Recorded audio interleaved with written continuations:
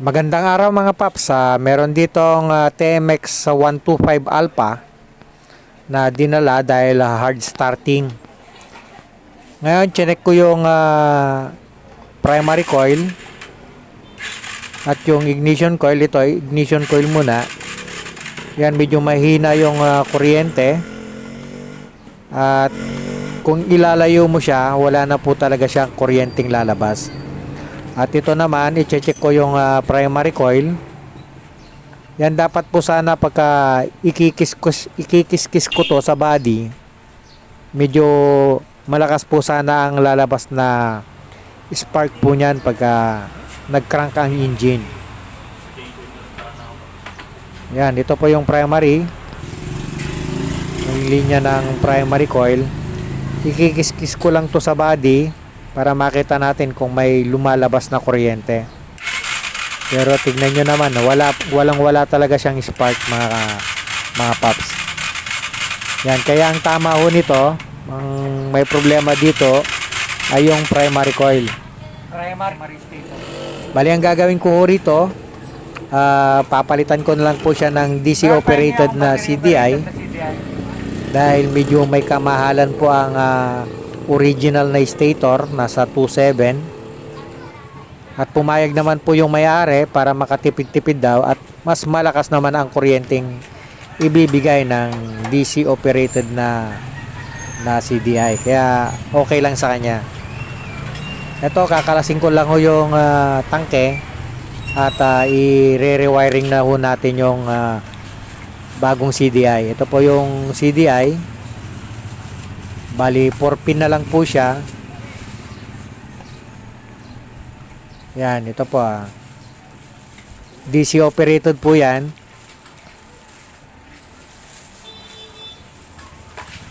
Lalagyan na lang ho natin siya ng panibagong socket. Ano ito, tatanggalin ko na po yung original na CDI niya. Tapos magkakabit na lang ho tayo ng bagong socket. Tara po, samahan nyo po ako at umpisahan ko na hong i-rewiring to.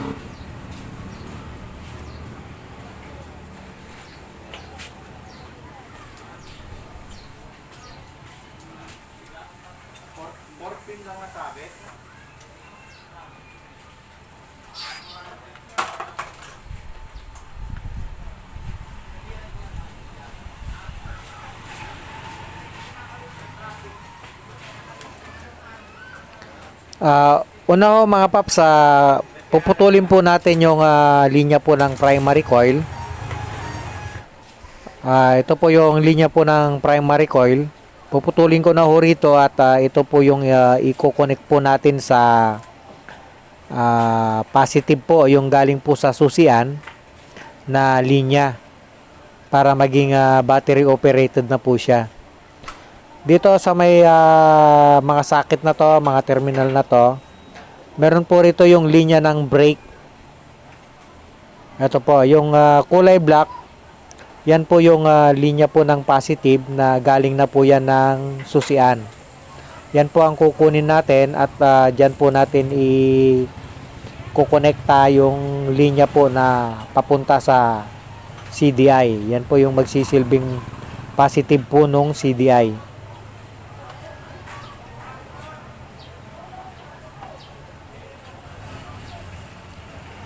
Yan po, babalatan lang po natin ng konti para may splice po natin yung wire. Ito po, i-splice ko na po siya. Tapos, i-secure lang ho natin siya ng electrical tape para pagka natubigan o kaya na buhusan ng tubig ay hindi po siya magkakaroon ng loose connection.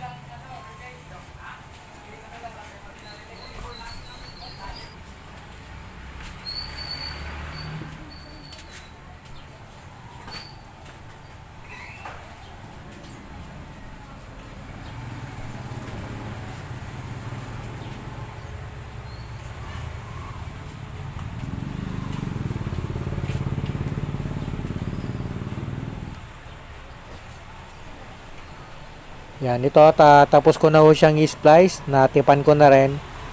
Iaayos ko na lang ho siya.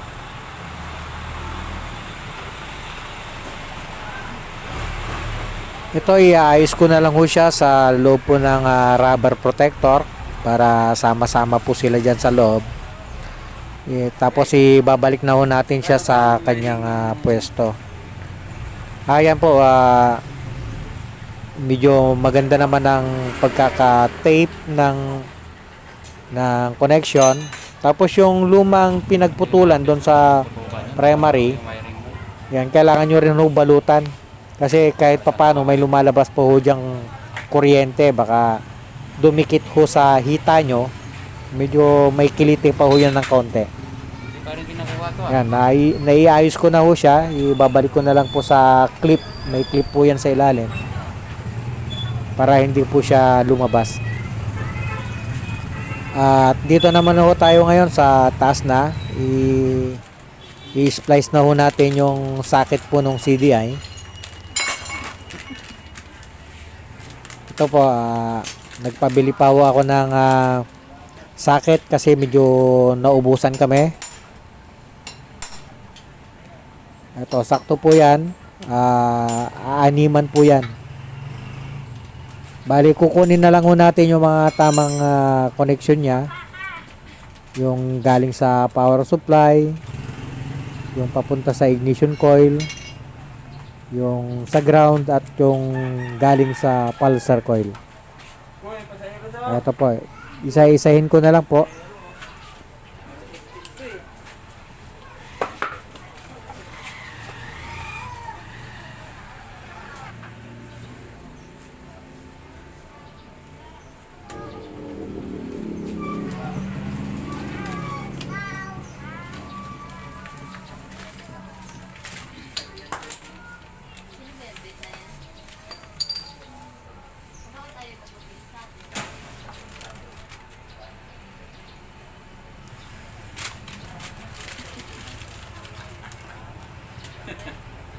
Nakasama mo.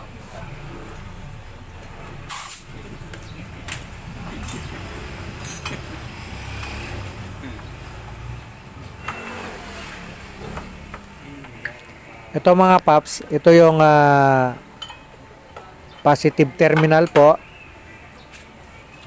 Yan po yung black red, galing po yan sa chassis. Yan po yung in-splice natin kanina.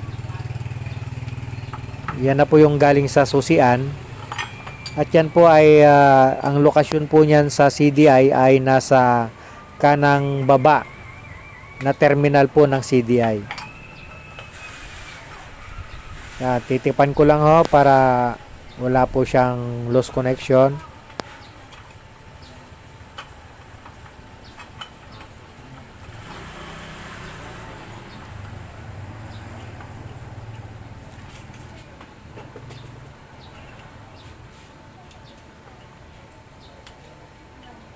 At ito naman po yung yellow white po yata ito ng sa may chassis.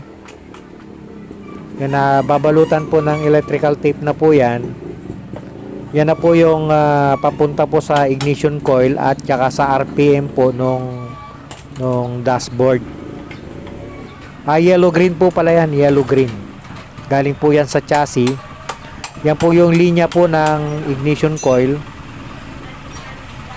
At yan po ang lokasyon yan sa CDI ay nasa kanang itaas po ng terminal. Titipan ko lang po ito pagka na-splice para secured po siya.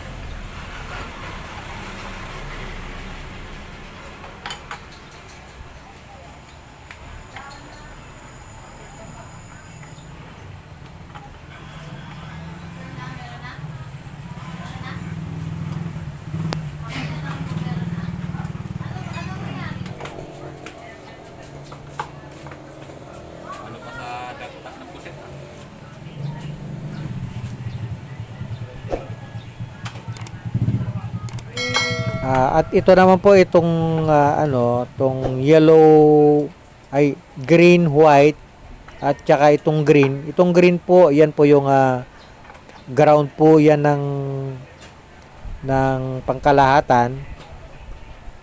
At itong green white po na ito ay ito po yung isang connection po nung pulser. Bali i-connect lang po natin siya pagdudugtungin para maging ground po nung pulsar coil. Reserva niya yung isa. Yan, pagko-connect lang po natin siya, isasama ho natin siya sa ground. At itong location po niyan sa CDI ay nasa kaliwang baba po ng CDI. Yang kulay green na po yan. Negative po yan, negative.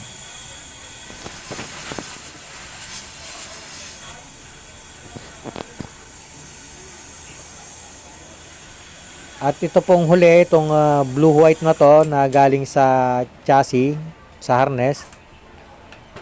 Ito po yung linya po ng pulsar coil.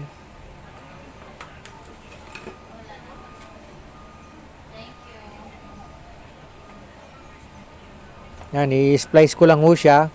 Ang lokasyon po niyan sa CDI ay nasa kalawang itaas po ng CDI. Yan po yung linya po ng pulsar coil. Blue-white po yan.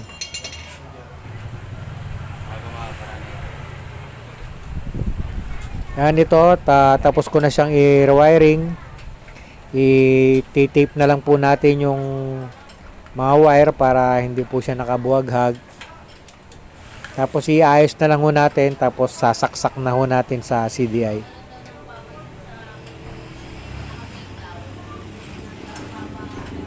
Ito, balutan ho din natin tong lumang socket niya. At baka mapatakan po ng tubig. Maging cause pa ho ng ng short. Lalagyan lang ho natin siya ng electrical tape.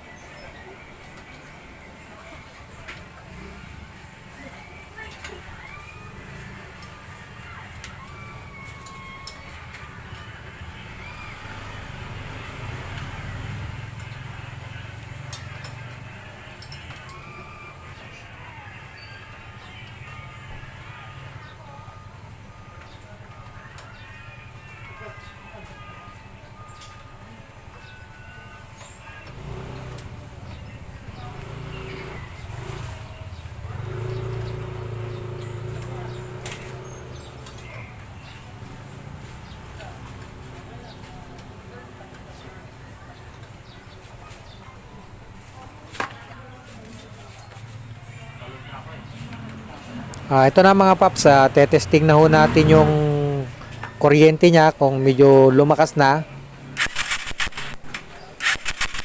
Ayan po, humaba na ho yung kuryente niya at dinig na po yung palo po nung kuryente sa body. Ikakabit ko na lang ho yung spark plug, tapos yung spark plug cap, at subukan na ho natin tong panda rin.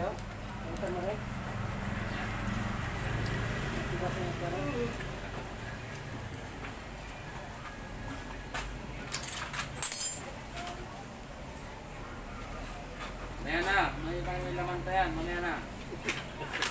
Kasi simula pa lang eh.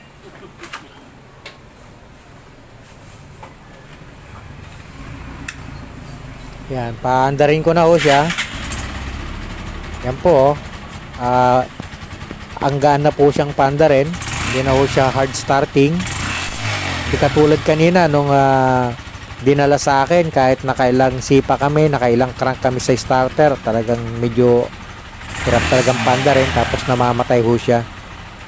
Kaya ito, ibabalik ko na lang ho yung tangke tsaka yung upuan. Good na po ito. Maraming salamat po sa mga nanood. At paki-like and subscribe na lang po sa aking channel kung nagustuhan nyo po. At paki-pitik na rin po yung notification bell para updated po kayo sa aking mga video. Maraming salamat po.